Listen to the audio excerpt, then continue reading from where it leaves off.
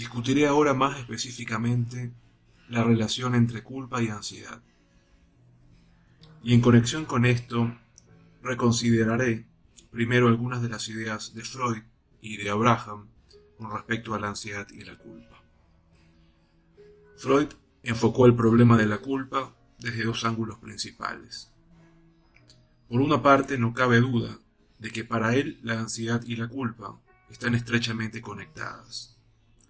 Por otra parte, llegó a la conclusión de que el término culpa solo se aplica con respecto a manifestaciones de conciencia que son resultado del desarrollo del superyo. El superyo, como sabemos, surge según él como secuela del complejo de Edipo. En niños menores de 4 años a 5 años de edad, los términos conciencia y culpa, a su entender, no se aplican aún, y la ansiedad en los primeros años de la vida es distinta de la culpa. Según Abraham, la culpa surge en la superación de los impulsos canibalistas, o sea, agresivos, durante el primer estadio sádico anal, o sea, en una edad mucho más temprana de lo que suponía Freud. Pero Abraham no consideró la diferenciación entre ansiedad y culpa. Ferenczi, que no se ocupaba tampoco de la distinción entre ansiedad y culpa, sugirió que algo cuya naturaleza se asemeja a la culpa surge durante el estadio anal. Llegó a la conclusión que puede haber una especie de precursor fisiológico del superyo al que llama moral esfinteriana. Ernst Jones, en un artículo publicado en 1929, examinó la interacción entre odio, miedo y culpa.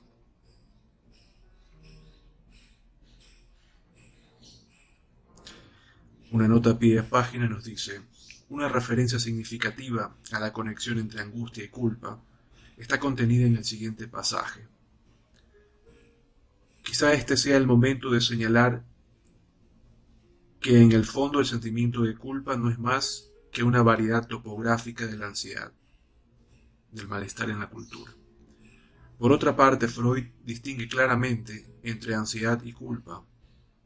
Al examinar el desarrollo del sentimiento de culpa, dice al referirse al uso del término culpa con respecto a manifestaciones tempranas de mala conciencia, lo siguiente: llamamos a este estado de ánimo mala conciencia, pero en realidad no merece este nombre, porque en este estadio el sentimiento de culpa es evidentemente solo el miedo de perder el amor, ansiedad social. En un niño nunca puede ser otra cosa, pero también en muchos adultos solo ha cambiado en la medida en que la comunidad humana más amplia toma el lugar del padre o de ambos padres. Tiene lugar un gran cambio en cuanto al desarrollo del superyo como autoridad ha sido internalizada. Las manifestaciones de la conciencia se elevan entonces en un nuevo nivel. Para ser exactos, no deberíamos llamarlas conciencia ni sentimiento de culpa de esto. Del malestar en la cultura. Bueno, decíamos que Ernst Jones en 1929 examinó la relación entre miedo, odio y culpa. Distinguió así dos fases en el desarrollo de la culpa específicamente y sugirió para el primer estadio el término estadio pre-nefando. Conectó esto con los estadios pregenitales sádicos del desarrollo del superyo y estableció que la culpa está siempre e inevitablemente asociada con el impulso de odio. El segundo estadio es el estadio de la culpa propiamente dicha, cuya función es proteger contra los peligros externos. En mi artículo, una contribución a la psicogénesis de los estados maníaco-depresivos, establecí una diferenciación entre dos formas principales de ansiedad: ansiedad persecutoria y depresiva. Pero señalé que la distinción entre estas dos formas de ansiedad no está claramente delimitada. Tras esta restricción, Creo que una diferenciación entre las dos formas de ansiedad es valiosa tanto desde el punto de vista teórico como práctico. En el artículo a que me referí más arriba, llegué a la conclusión de que la ansiedad persecutoria se relaciona principalmente con la aniquilación del yo. La ansiedad depresiva se relaciona principalmente con el daño hecho a los objetos amados, internos y externos, por los impulsos destructivos del sujeto.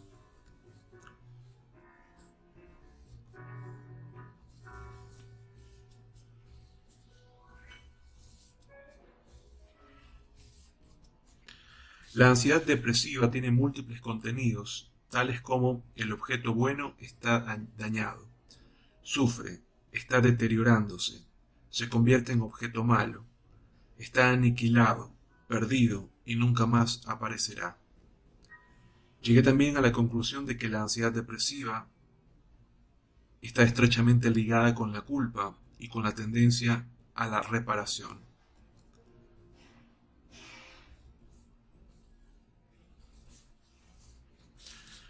Cuando introduje por primera vez mi concepto de la posición depresiva en el artículo a que me referí más arriba, sugerí que la ansiedad depresiva y la culpa surgen con la introyección del objeto como un todo. Mi trabajo posterior en la posesión esquizoparanoide, que precede a la posesión depresiva, me ha llevado a la conclusión de que a pesar de que en el primer estadio predominan los impulsos destructivos y la ansiedad persecutoria, la ansiedad depresiva y la culpa juegan ya un papel en la primera relación objetal del bebé, o sea, en su relación con el pecho de la madre.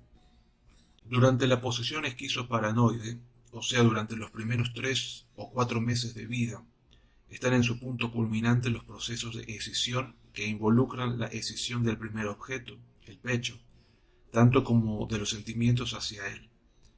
El odio y la ansiedad persecutoria se ligan al pecho frustrador, malo, y el amor y el reaseguramiento al pecho gratificador, bueno.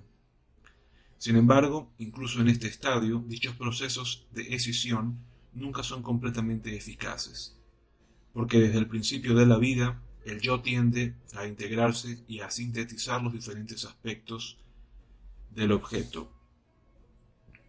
Esta tendencia puede ser considerada como expresión de instinto de vida.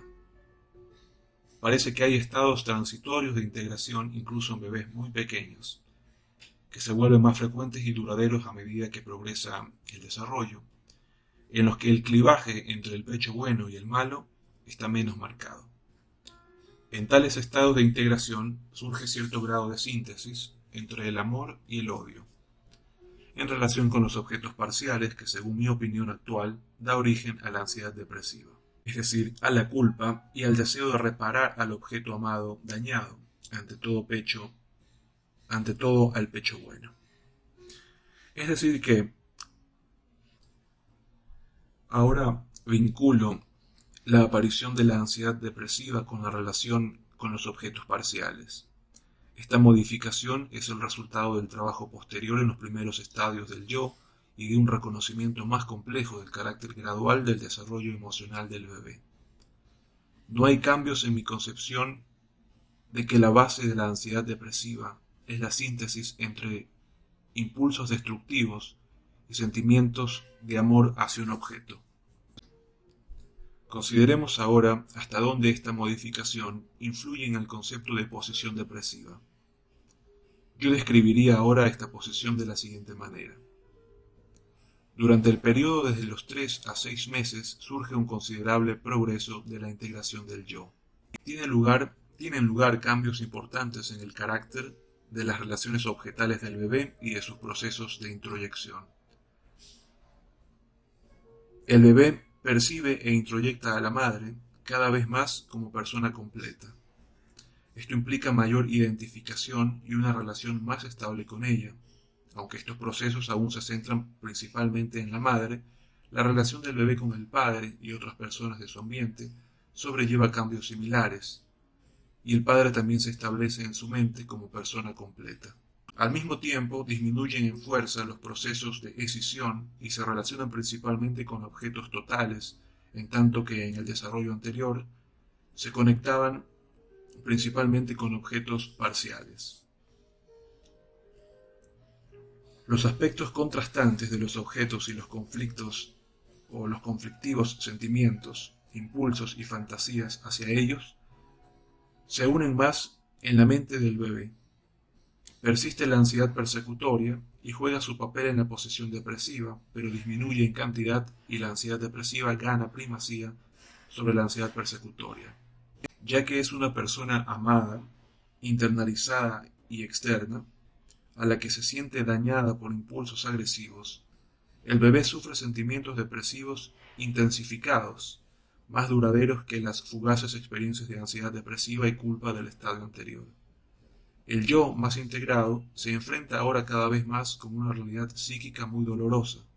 Las quejas y reproches que emanan de la madre y del padre, internalizados, dañados, que ahora son objetos totales, personas, y se siente compelido, bajo la tensión de un mayor sufrimiento, a habérselas como una realidad psíquica dolorosa. Esto lleva a la necesidad dominante de preservar, reparar o revivir los objetos amados. La tendencia a la reparación. Como método alternativo, probablemente simultáneo, de manejar estas ansiedades, el yo recurre intensamente a la defensa maníaca. La evolución que he descrito implica no solo importantes cambios cuantitativos y cualitativos en los sentimientos de amor, la ansiedad depresiva y la culpa, sino también una nueva combinación de factores que constituyen la posesión depresiva. Por la descripción anterior, se puede ver que la modificación de mis ideas referidas a la aparición más temprana de la ansiedad depresiva y la culpa no ha alterado esencialmente mi concepto de la posesión depresiva. En este punto quisiera considerar más específicamente los procesos por los que aparece la ansiedad depresiva, la culpa y el impulso a reparar. La base de la ansiedad depresiva es, como he descrito, el proceso por el que el yo sintetiza los impulsos destructivos y los sentimientos de amor hacia un objeto. El sentimiento de que el daño hecho al objeto amado tiene por causa los impulsos agresivos del sujeto es para mí la esencia de la culpa. El sentimiento de culpa del bebé puede extenderse a cualquier perjuicio que acontezca al objeto amado, incluso el daño hecho por sus objetos persecutorios. El impulso a anular o reparar ese daño proviene de sentir que el sujeto mismo lo ha causado, o sea, de la culpa. Por consiguiente, la tendencia reparatoria puede ser considerada como consecuencia del sentimiento de culpa. Surge ahora el problema: ¿es la culpa un elemento de la ansiedad depresiva? ¿Son ambos dos aspectos de un mismo proceso? ¿O una es un resultado o una manifestación de la otra? En tanto que no puedo actualmente dar una respuesta precisa a este problema, yo sugeriría que la ansiedad depresiva, la culpa y el impulso a reparar se experiencian con frecuencia simultáneamente.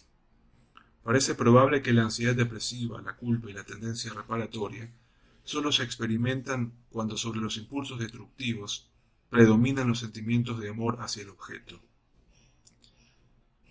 En otras palabras, podemos suponer que las experiencias repetidas de amor, superando al odio, en última instancia del instinto de vida, superando el instinto de muerte, son una condición esencial para la capacidad del yo de integrarse a sí mismo y de sintetizar los aspectos contrastantes del objeto.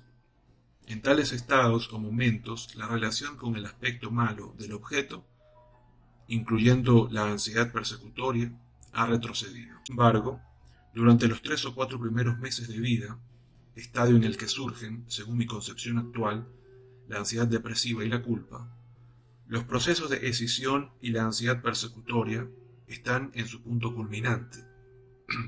Por consiguiente, la ansiedad persecutoria interfiere muy rápidamente con el progreso de la integración, y las experiencias de ansiedad depresiva, culpa y reaparición solo pueden ser de carácter transitorio. En consecuencia, el objeto amado o dañado puede transformarse rápidamente en perseguidor, y el impulso a reparar o revivir el objeto amado puede convertirse en la ansiedad de apaciguar y aplacar al perseguido. Pero incluso durante el estadio siguiente, la posición depresiva en la que el yo más integrado introyecta e instaura cada vez más la persona entera, persiste la ansiedad persecutoria.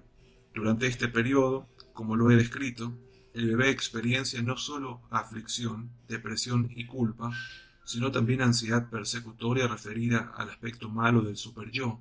Las defensas contra la ansiedad persecutoria existen lado a lado con las defensas contra la ansiedad depresiva.